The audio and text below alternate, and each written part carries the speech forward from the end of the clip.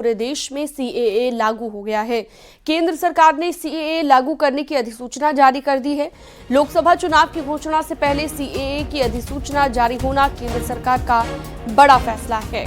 कुछ ही दिनों में लोकसभा चुनाव की तारीखों का ऐलान हो सकता है। ऐसे में केंद्र सरकार द्वारा देश में नागरिकता संशोधन कानून के लिए अधिसूचना जारी करना मास्टर स्ट्रोक माना जा रहा है।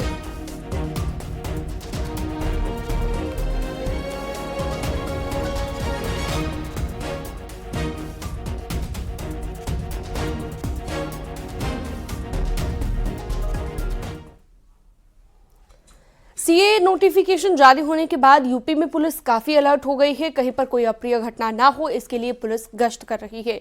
संवेदनशील इलाकों में खास चौकसी बरती जा रही है। अराजक तत्वों को चिन्हित किया जा रहा है और अफवाह फैलाने की कोशिश करने वालों पर नजर रखी जा रही है। सोशल मीडिया पर भी पुलिस की पैनी नजर है।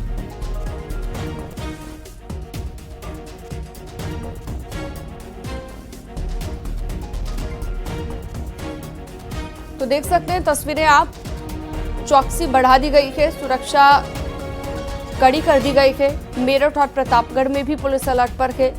अलग अलग जगहों पर अगर हम देखें तो पूरे ही उत्तर प्रदेश में इसी तरह से फोर्स तैनात दिख रही है। संवेदनशील इलाकों में गश्त कर रही है पुलिस जगह जगह पर और खास चौकसी बरती जा रही है जो इलाके संवेदनशील है।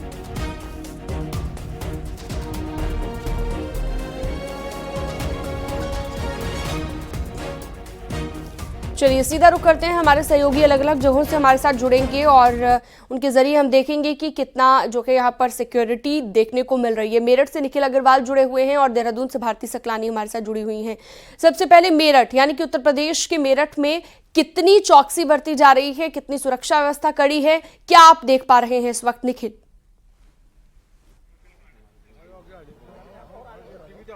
तो लगता है निखिल से कनेक्शन नहीं हो पाया है। सुशील पांडे के पास चलते हैं, दिल्ली में मौजूद है सुशील पांडे। सुशील, दिल्ली की जरा सुरक्षा व्यवस्था दिखा दीजिए। जी देखिए, सुरक्षा व्यवस्था फिलहाल यहाँ पर पूरी तरह से अगर मुस्तैद है, लेकिन सबसे बड़ी खबर मैं आपको दिखाऊंगा। आपको याद होगा कि 2019 में नागरिकता नाम की एक लड़की फिलहाल पैदा हुई थी जिसका नाम ही नागरिकता रखा गया था और प्रधानमंत्री नरेंद्र मोदी ने फिलहाल उसके इस नाम का जिक्र किया गया। मजनू टीला पे ये वही लड़की है, देखिए मैं तस्वीरों में दिखाऊंगा। इसी का नाम नागरिकता रखा गया था जो 2019 में पैदा हुई थी। अब लगभग 5 साल की हो गई है, लेकिन 2024 से पहले सीए जो फिलहाल लागू कर दिया गया। क्या नाम है? बाय बाय कर दे मोदी। नागरिकता। नाम क्या है आपका? नागरिकता। अब तो मोदी जी बढ़िया काम कर दिए, धन्यवाद। बोलो धन्यवाद। धन्यवाद। तो कैसा लगता है फिलहाल सीए की घोषणा की गई है? आप लोग पाकिस्तान अच्छा से लगता है भी नागरिकता हमें दी तो बहुत खुशी की बात है।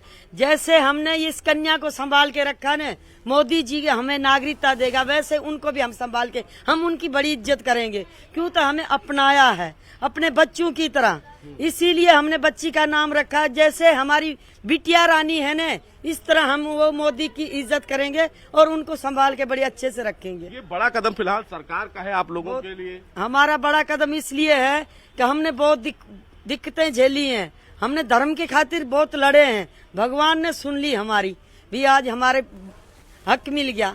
70 साल से हम भटक रहे थे, वो भटकने का कारण ये है तो हम हिंदू थे, हिंदू को अपना लिया। श्री रामचंद्र को अपना हक मिला, हमें अपना हक मिला, बहुत बढ़िया लगा, हमें अच्छा लगा।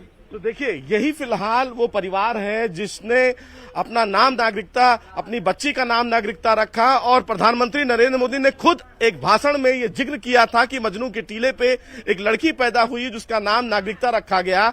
आज वो लड़की मुस्कुरा रही है अपनी आजादी को लेकर। प्रधानमंत्री नरेंद्र मोदी को बार बार धन्यवाद कहा जा रहा है इनके परिवार के द्वारा, क्योंकि इनको नागरिकता मिल गई है, क्योंकि ये विस्थापित है, पाकिस्तान से आए हुए हैं, लंबे समय से फिलहाल यहाँ पर स्ट्रगल कर रहे हैं। धर्म के नाम पर इनको प्रताड़ित किया गया और मजनू का टीला अगर मैं आपको दिखाऊं तो यहाँ कई ऐसे लोग हैं, कई ऐसे परिवार हैं। सहयोगी तस्वीरें दिखा रहे हैं और उत्तराखंड भी लिए चलते हैं अपने दर्शकों को। देहरादून से भारती सकलानी हमारे साथ जुड़ी हुई हैं।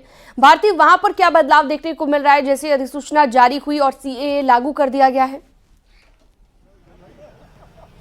मिक्स्ड रिएक्शन है देखिए यहाँ पर लोगों के। कुछ लोग इसके समर्थन में है, लेकिन कुछ लोग चाहते हैं कि सीएए लागू नहीं होना चाहिए। नागरिकता संशोधन अधिनियम के लोग कुछ फेवर में नहीं है। मेरे साथ कुछ लोग भी मौजूद हैं जो सुबह सुबह के मॉर्निंग वॉक पर आए थे। उनसे ही हमने सीधे बात करने की कोशिश हम यहाँ पर करते हैं, वो क्या सोचते हैं। सर, कैसे देखते हैं सीएए को? सबसे पहले तो मैं हम अपने मोदी जी को और अमित शाह जी को हार्दिक बधाई देना चाहता हूं कि उन्होंने ये इतना बड़ा स्टेप उठाया, क्योंकि वो उन लोगों का अधिकार है। वो हमारे ही तो देश के हैं बेचारे, उनको कौन और पनाह देगा? और कोई पनाह नहीं देगा। हमारा देश नहीं देगा तो कौन देगा? इसलिए अब वो बधाई के पात्र हैं। उन्होंने बहुत अच्छा स्टेप उठाया। सर, आप किस तरीके से देखते हैं? मैं तो अच्छा किया, तो बहुत अच्छा इन्होंने अच्छा किया। पर ये है ना, जो मुस्लिम आगे हैं 2014 में घुसे हैं, वो करोड़ों की तादाद में घुसने को दिए इन्होंने अंदर। इतनी फोर्स हमारे पास, इतनी मिलिट्री, अब वो कहाँ जाएंगे बेचारे? आज 10 साल हो गए इसको, वो कहाँ पे? तो गैर मुस्लिम लोगों गैर मुस्लिम जो मुस्लिम हैं उनका क्या करोगे, हम ये पूछते हैं। वो भी तो हिंदुस्तान के बाशिंदे हैं, वो भी 10 साल से रह रहे हैं, कहाँ जाएंगे वो? वैसे किया मोदी जी ने या अमित शाह ने, बहुत अच्छा किया। सर, आप मुझे बताइए आप किस तरीके से सोचते हैं? सीएए जो लागू हुआ है बहुत अच्छा है। हम मोदी जी और अमित शाह जी के बहुत आभारी हैं। उन्होंने बहुत अच्छे अच्छे काम किए हैं, जो 370 और ऐसे, और इलेक्शन से पहले एक और ये भी, और राम मंदिर गिफ्ट कर दिया। इसलिए सर, इससे बदलाव आएगा? बिल्कुल आएगा जी। जो बाहर से इलीगल एंट्रीज होती थी वो नहीं आएंगी, और ये देश के हित में है। ये बहुत अच्छा काम स्टेप उठाया है गवर्नमेंट ने, और ये बधाई के पात्र हैं। इससे ये है जो गैर मुस्लिम है उन सबको तो एंट्री मिलेगी ही, एक डेडलाइन करके। और जो 2019 में लोकसभा चुनाव में ये एजेंडा था बीजेपी का कि हम सीएए लागू करेंगे। अभी आप इसे किस तरीके से देख रहे हैं कि मतलब 2024 आते आते वो पूरा हो गया? बिल्कुल, ये हमारा ये मानना है। मैं एक्चुअली इंडियन एयरफोर्स से रिटायर्ड हूँ, और मेरा ये मानना है, मेरा क्या, हम लगभग काफी लोगों का ये मानना है कि ये बिल्कुल सही पॉजिटिव स्टेप है, और इससे आगे जाके फायदा ही होने वाला है। तो ये आपने यहाँ पर सुना लोगों के रिएक्शन, लोग किस तरीके से देखते हैं, सोचते हैं, और यहाँ पर कह रहे हैं कि सीएए जब लागू हो गया तो किस तरीके से चेंजेस है। कई लोग खुश भी हैं। बिल्कुल, अपना अपना मानना है सभी का, और अलग अलग रिएक्शन यहाँ पर देखने को मिल रहे हैं। भारती सकलानी ने हमें दिखाया। अब आपको लिए चलते हैं मेरठ। निखिल अग्रवाल भी हमारे साथ जुड़े हुए हैं। निखिल, वहां पर किस तरह का रिएक्शन है लोगों का सीएए लागू होने के बाद, और सिक्योरिटी के लिहाज से अगर हम बात करें तो कितनी कड़ी व्यवस्था यहाँ पर देखने को मिल रही है? देखिए, सीए लागू होने के बाद सिक्योरिटी टाइट कर दी गई है, क्योंकि 2019 में जो दंगा हुआ था उससे सबक लिया है यूपी पुलिस ने। और मेरठ वो जगह है जहां पर 6 लोगों की मौत हुई थी सीए दंगे में।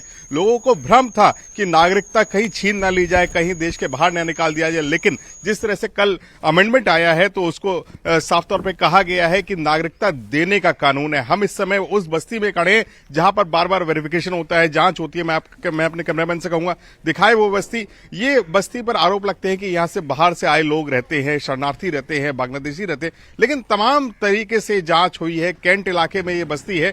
ये लोग कूड़ा चुककर, कूड़ा बीनकर अपना गुजर बसर करते हैं, और मेहनतकश लोग हैं। और हमारे साथ कुछ लोग भी यहाँ पर मौजूद हैं।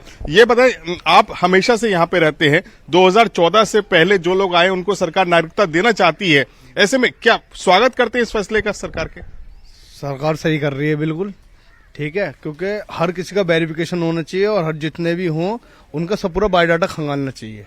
ठीक है, हम सरकार की तरफ से हैं और सरकार की ही बात सही है। अच्छा, क्या काम करते हैं आप लोग, कब से रहते हैं यहाँ पर? मैं सर ड्राइविंग करता हूँ। मैं सर 1967 से रहता हूँ। ठीक है सर। यहाँ पे आसपास के लोग क्या करते हैं? क्या बार बार वेरिफिकेशन होता है? नहीं, कुछ नहीं करते। ये आदमी अच्छे हैं, और जो है देखो, ये तो गरीबी बस्ती है, ठीक है ना, ये कूड़ा चुकते हैं। और आप देख सकते हैं यहाँ पर और भी लोग हमारे साथ मौजूद हैं। ये बताएं कि आप कैसे अपना गुजर बसर करते हो? कैंट इलाके में रहते हो, बार बार वेरिफिकेशन होता है क्या? जी नहीं, अभी ऐसा तो नहीं होता कुछ। हाँ जी। आप देख सकते हैं कि ये पीछे कूड़े का ढेर लगा है। यही लोग अपना इसी कूड़े को चुककर गुजर बसर करते हैं। बार बार कहा जाता है कि ऐसे कुछ लोग यहाँ पे रहते हैं, लेकिन वेरिफिकेशन हर बार होता है, और वेरिफिकेशन के बाद कुछ ऐसे अभी तक तो चीजें नहीं निकली हैं।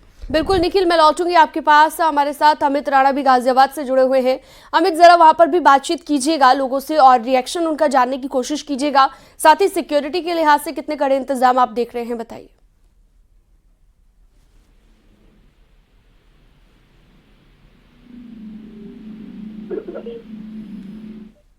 अलग अलग टीमें बनाई हुई हैं। उसके अलावा जो लोग हैं, आम जनता है, उनकी राय भी जान लेते हैं, उनका क्या कहना है। सर, सबसे पहले आपका नाम जानना चाहूंगा। आशीष सिंघल। आशीष जी, ये बताइए कि सीए लागू हो गया कल, क्या कहना है उसको लेकर? आपको क्या लगता है सही कदम है जो मोदी सरकार ने किया? हाँ, ठीक है। जो परेशान लोग हैं उन्हें कम से कम कहीं ना कहीं तो आसरा चाहिए। ये बात है। कहीं अपने देश में नहीं मिला, कायदे में तो जहाँ जिस देश से आए हैं उन्हीं सरकार को करना चाहिए। मानवाधिकार वालों को देखना चाहिए इस चीज को कि जो किसी भी देश के मूलभूत चीजें हैं कि जो वहाँ के नागरिक हैं सबको समान मिलना चाहिए, समान चीजें मिलनी चाहिए। वो परेशान है, दुखी अच्छा, लेकिन हैं। कुछ समुदाय है, खासकर मुस्लिम समुदाय, क्योंकि मुस्लिम समुदाय को इसमें नहीं रखा गया है, वो इसका विरोध कर रहे हैं। उनका विरोध करना आपको लगता है लाजमी है? अगर कहीं कोई परेशान होने के बाद ही लोग यहाँ पे आ रहे हैं, अगर वो उन्हें भी उनका एक मत है कि हाँ हमें भी शामिल करना चाहिए, हम भी परेशान हैं। बिल्कुल शीलम, लोगों की अलग अलग राय, इनका साफ तौर पे कहना यह है कि जो भी सभी की अपनी अलग अलग राय है। बहुत शुक्रिया आपका अमित राणा तमाम जानकारी के लिए। भारती सकलानी भी हमारे साथ जुड़ी रही, सुशील पांडे और निखिल अग्रवाल ने भी तमाम जानकारी दी। सीए लागू होने की खुशी में कई जगहों पर लोग जश्न मना रहे हैं। ग्रेटर नोएडा में सीमा हैदर और सचिन मीणा ने भी इस कानून के लागू होने पर खुशी जताई और पटाखे जलाए, मिठाई बांटकर अपनी खुशी का इजहार किया।